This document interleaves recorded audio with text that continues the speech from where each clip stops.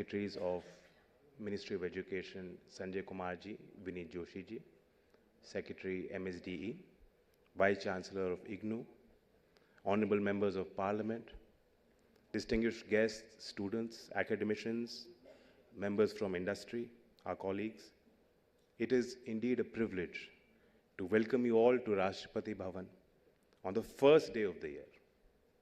It's a fitting moment and setting to begin the year with an appreciation for lifelong learning, with readiness for dynamic change, and with a clear commitment and resolve for the future.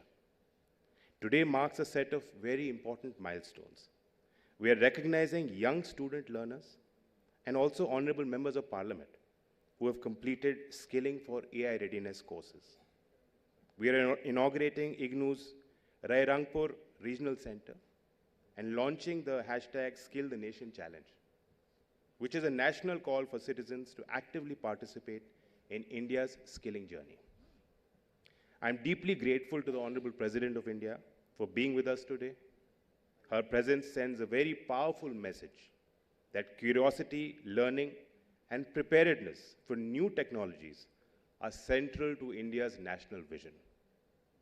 I also thank Honorable Minister of Education, Shri Dharmendra Pradhan ji, for his leadership in aligning education and skilling with the country's evolving dynamic needs. Artificial intelligence is not science fiction. It is no longer a distant concept. It is already reshaping how we learn, work, and solve problems. Steve Jobs had once commented that computers are the bicycles of the mind. If so, then potentially today AI could be considered as an EV mass transport mobility solution on the knowledge superhighway. The real question before us is simple. Are our people in India prepared to engage with this empowering but disruptive new technology confidently and responsibly? India's answer has been clear.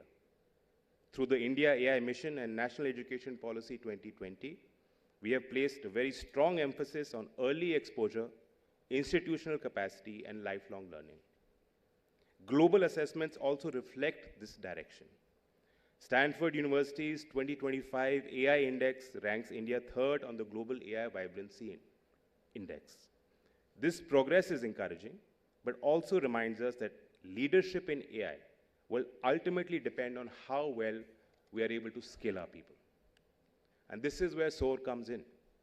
Launched in July 2025 as the Skill India mission completed 10 years, SOAR set out to demystify AI and make it accessible across regions and backgrounds. And it goes beyond awareness. The focus is on building confidence, capability, and real readiness to create and use technology with purpose. With about 1.6 lakh enrollments across structured learner pathways and an AI for Educators program, SOAR captures India's growing appetite for future-ready learning. In fact, I also stand before you today not as a minister, but as a stakeholder in the Skill India mission.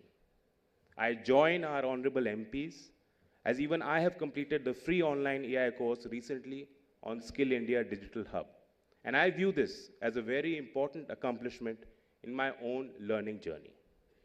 I invite students, workers, educators, and institutions to join the Skill the Nation Challenge, because the idea is to move skilling from a government program to a people-led movement.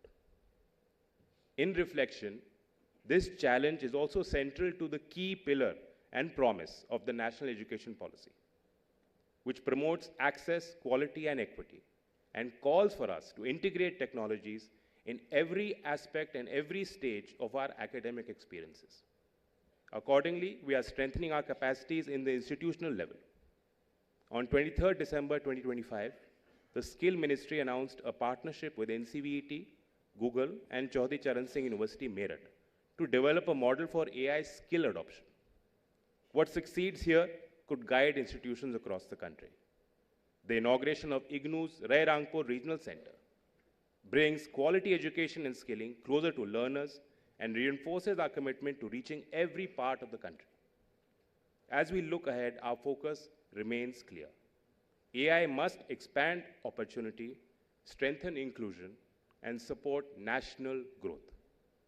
And India's learners must be prepared not just to adapt to the future, but to shape it.